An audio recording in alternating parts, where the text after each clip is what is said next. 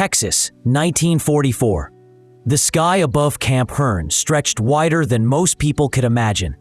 A blue so bright, it looked endless. The heat rolled across the fields, turning the air into something heavy you could almost see. Inside the wire fences, a group of German women worked quietly near the stables, sewing, mending, trying not to meet the eyes of the guards who passed on horseback. For most of them, it was still hard to believe they were alive.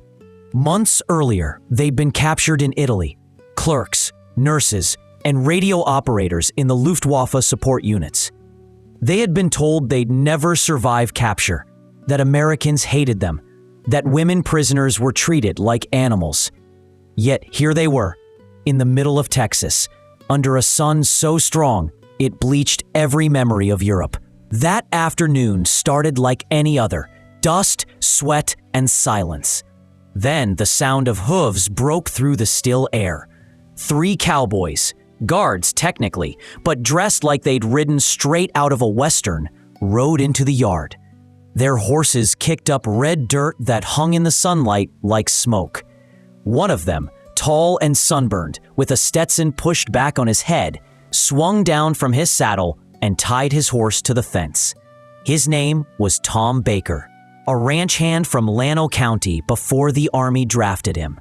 To the prisoners, he looked like every American movie poster they'd been taught to fear: broad shoulders, sharp jaw, confident in a way that didn't need words. Among the women standing by the fence was 23-year-old Liselotte Bauer from Munich.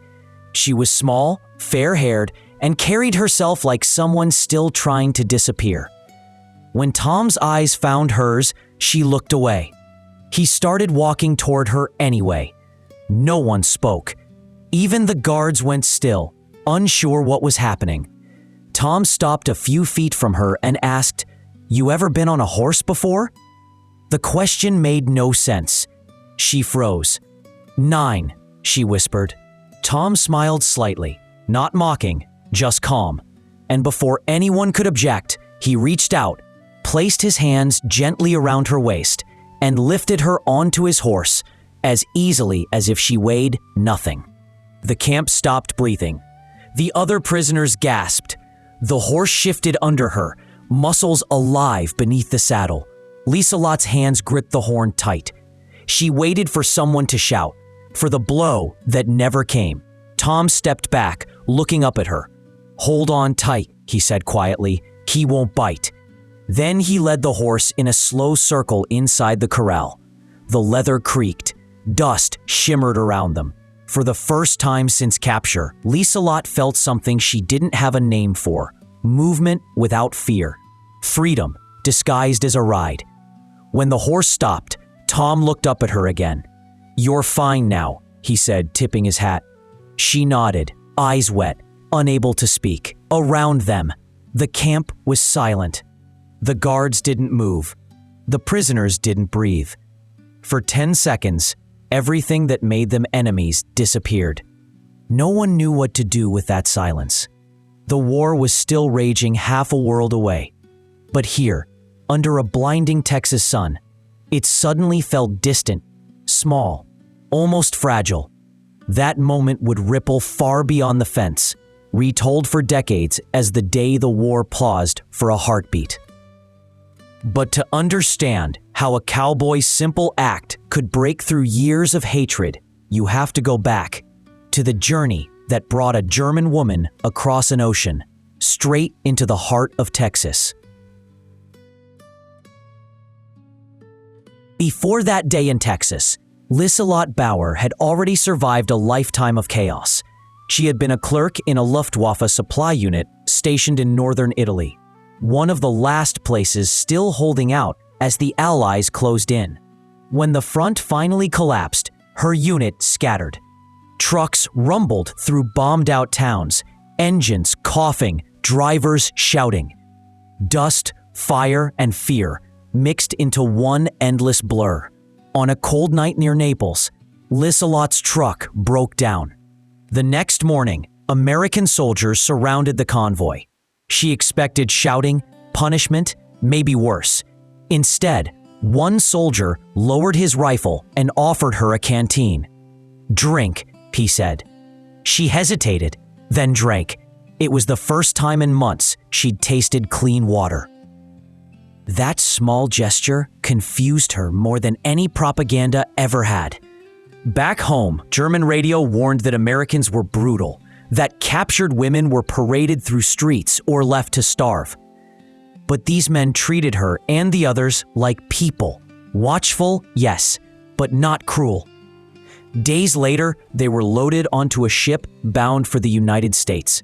It was a Liberty transport, one of hundreds that carried Axis prisoners across the Atlantic. The journey took weeks. When the ship reached the Gulf of Mexico, the prisoners were herded onto trains. The windows were covered, but through the cracks, Liselotte caught glimpses of the country that would rewrite everything she knew. The land rolled by in endless color. Green fields, white houses, small towns untouched by war. Children waved from porches. No ruins, no hunger, no fear. As the train headed inland, the scenery changed. The trees thinned, replaced by wide, open plains that stretched forever. Cattle dotted the fields like moving shadows. Signs flashed by: Waco, Brenham, Hearn. Then the train slowed to a stop beside a cluster of wooden buildings behind a high fence. A sign read, Camp Hearn, Texas. The air outside was thick with heat and the smell of hay. The bards weren't wearing helmets or shouting orders. They wore cowboy hats. One of them even tipped his hat and said, "Welcome to Texas, ladies." Liselotte thought it must be a cruel joke, but it wasn't. Camp Hearn was one of more than 500 prisoner of war camps scattered across the United States, a network that held almost 500,000 Axis soldiers. Texas alone housed over 70,000 of them. Some built roads, some picked cotton, some repaired uniforms for the U.S. Army. The American War Department insisted on following the Geneva Convention to the letter. Prisoners received 3 full meals a day, medical care, and even small wages for their work, about 80 cents a day in camp currency. They could buy cigarettes, postcards, candy, even Coca-Cola at the canteen. To Liselotte and the others, it felt surreal. Back in Germany, families were starving. Cities burned night after night. Here, even prisoners were given bread and milk. If this is captivity, one woman whispered, what do they call freedom? Liselotte didn't answer. She only knew that this place, this strange, sun-baked land of fences and manners, scared her more than any battlefield ever had. Because if the enemy wasn't what she'd been taught to hate, then everything she believed might be wrong. That night, as she lay in her bunk, listening to the crickets and distant laughter of the guards outside, she realized something unsettling. The war was still raging across the ocean, but here in Texas, another kind of battle had begun. One fought not with bullets, but with kindness. Camp Hearn didn't look like the prisons Liselotte had imagined. From a distance, it could have been mistaken for a small ranch town. Long rows of whitewashed barracks, a mess hall that smelled of bread and coffee, and pastures where horses grazed behind barbed wire fences. Every morning began the same way: a bell at sunrise, breakfast, roll call, then work. But the tone was different. The guards didn't shout. They said please. They said thank you. It felt wrong, and that was what made it so unsettling. The camp commander, Major William R. Walker, ran Camp Hearn with an odd mix of military precision and quiet empathy. He'd served in France during the First World War and had learned one thing: hatred was expensive. Discipline was cheaper. His orders were clear: no abuse, no humiliation, no unnecessary punishment. If we treat them like animals, he told his men, we'll raise animals. But if we treat them like people, they'll start acting human again. Done. Most of his guards weren't soldiers by nature. They were ranchers, mechanics, and farmhands who traded their saddles for uniforms. Some had never left Texas before the war.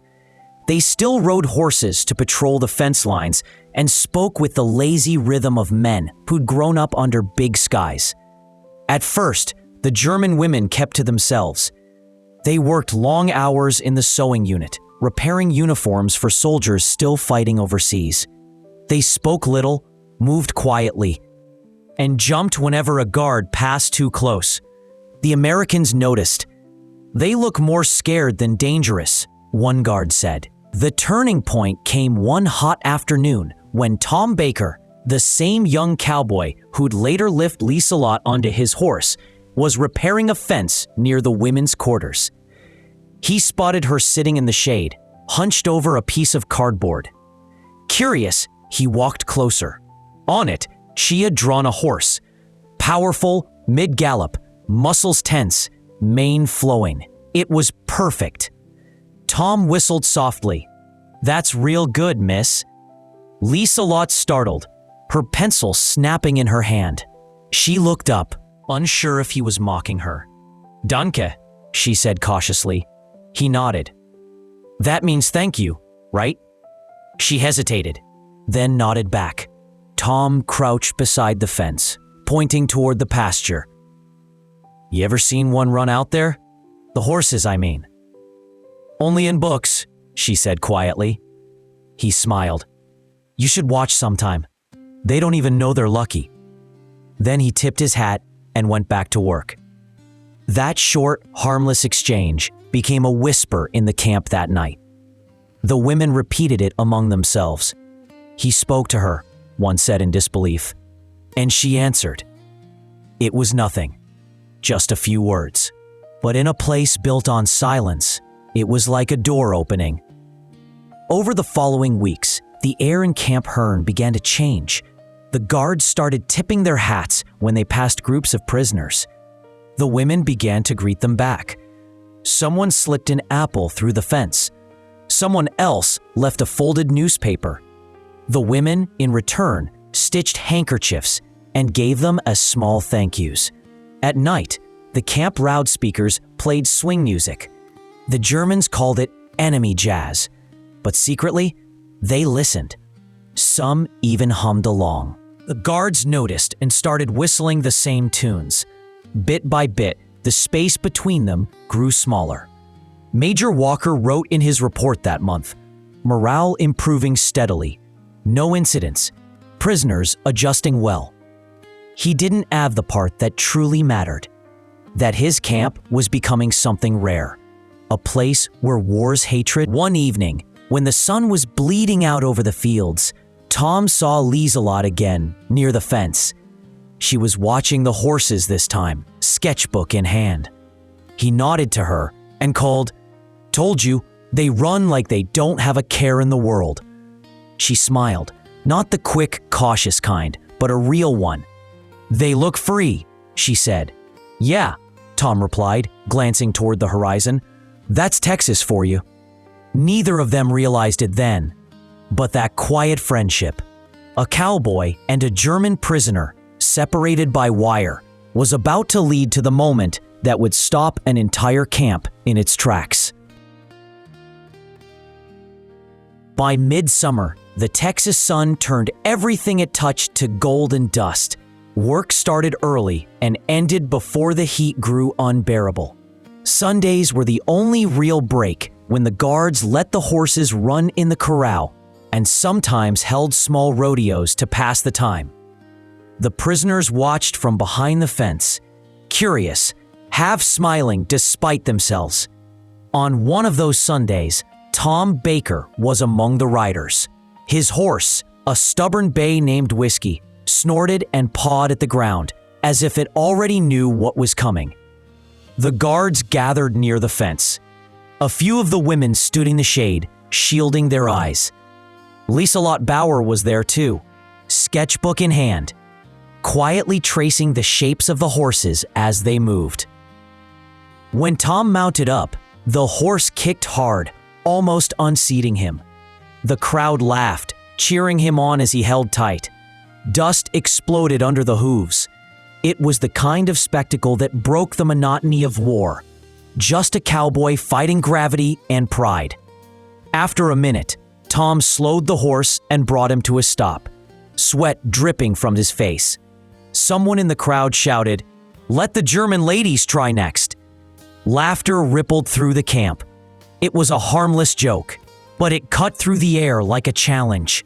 Tom looked toward the fence, saw Liselotte standing there with her sketchbook, and without thinking, called out, "You ever been on a horse before?" She froze. "9," she said softly, shaking her head. He smiled. "Well, there's a first time for everything." The laughter stopped. A few guards exchanged uneasy looks. The camp captain stepped out of his office, shading his eyes with one hand. Everyone knew the rules. No unnecessary contact with prisoners. But Tom was already walking toward the fence. He opened the small gate and held out his hand. "Come on," he said gently. "He don't bite." Liselotte hesitated, glancing at the other women. No one spoke. Then, almost without realizing it, she stepped forward. Tom's hand was warm and calloused from work. In one smooth motion, he lifted her onto the saddle. For a moment, no one moved. The camp went silent. Even the cicadas, constant and loud all summer, seemed to stop. Liselotte sat stiff in the saddle, both hands gripping the leather horn. She waited for someone to yell, for punishment, for the illusion to end. But none of that happened. Tom placed a steadying hand on the reins and said quietly, "Just breathe. You're safe." The horse shifted, then began a slow walk around the corral. The sound of hooves echoed softly against the fence. The smell of dust, leather, and sunlight filled the air. For the first time in years, Liselotte felt motion that wasn't forced, movement that belonged to her. Her heart raced, not from fear, but from something she couldn't name. When the horse stopped, she looked down at Tom. He tipped his hat. "See? Not so bad." Her eyes shimmered. A single tear slipped down her cheek, leaving a clean line through the dust. Tom helped her down, his hands careful, respectful. Around them, no one dared speak. The captain watched from across the yard, exhaled, and muttered, "So long as she didn't fall." Then he turned and walked away. The silence that followed felt sacred. 10 seconds of freedom. No sides, no ranks, no war. Just a woman on a horse and a cowboy who didn't see an enemy, only a person. That night, Liselotte wrote in her diary, "The moment he lifted me, I stopped being a prisoner. For 10 seconds, I was free." The next morning, whispers ran through the camp. Some said Tom would be punished. Others thought it was propaganda. But nothing happened. He showed up for duty as usual, calm, coffee in hand. The war went on, but something inside Camp Hearn had changed. The women began to stand taller. The guards smiled more. For the first time, there was laughter across the fence. And from that day forward, no one in the camp could quite explain it. But the place felt lighter, as if kindness itself had bent the rules of war.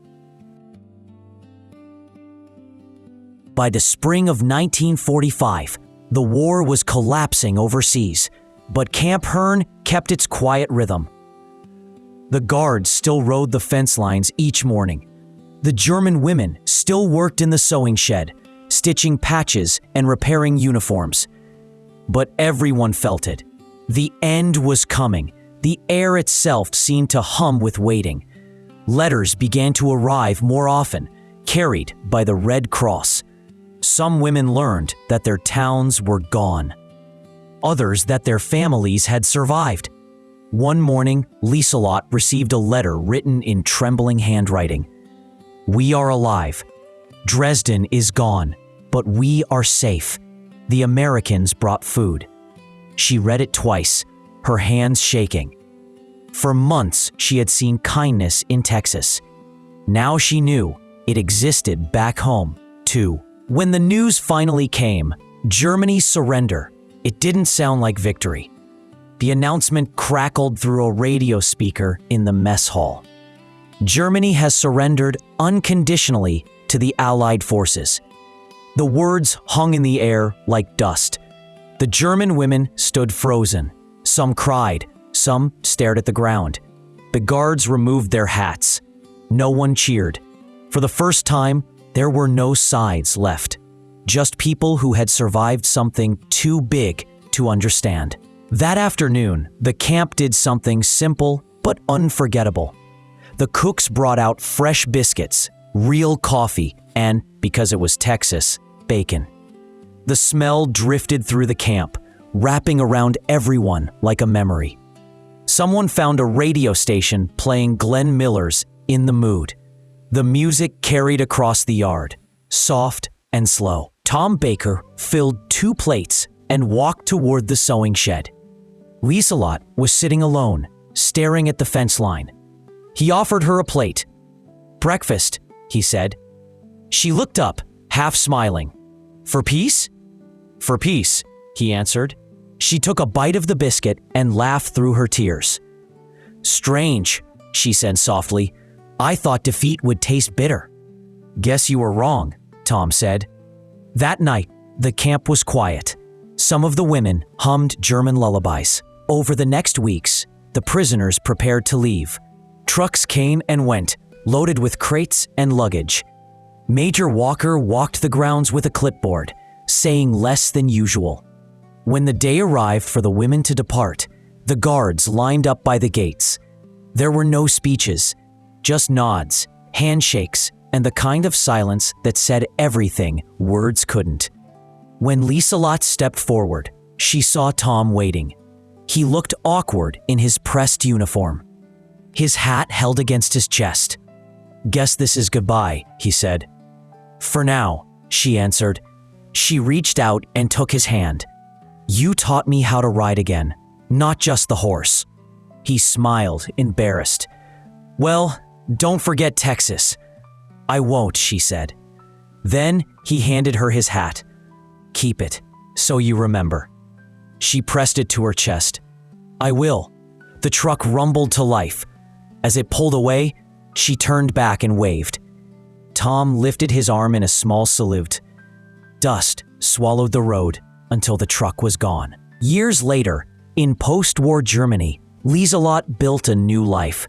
She taught English to school children and told them stories, not about battles, but about the people who showed her humanity when the world had none left. Her diary from those years survives in a museum today. On one page, she wrote, "They beat us with no whips, conquered us without chains. I saw America, not through its bombs, but through a cowboy's eyes." In Texas, Camp Hearn was dismantled by 1946. The barracks were sold off as lumber. The fences rusted away. Only the corral remained, its posts silvered by sun and wind. Tom Baker went back to ranching, raised a family, and didn't talk much about the war. But he kept one photograph framed above his desk, a woman standing in front of a rebuilt farmhouse, wearing a hat that looked suspiciously Texan. On the back, written in careful English, were 4 words: "Still riding. Still free." Com never wrote back. He didn't have to. Underneath the photo, in his own handwriting, were 6 simple words: "The day we stopped being enemies." Because sometimes history doesn't end with victory, it ends with mercy.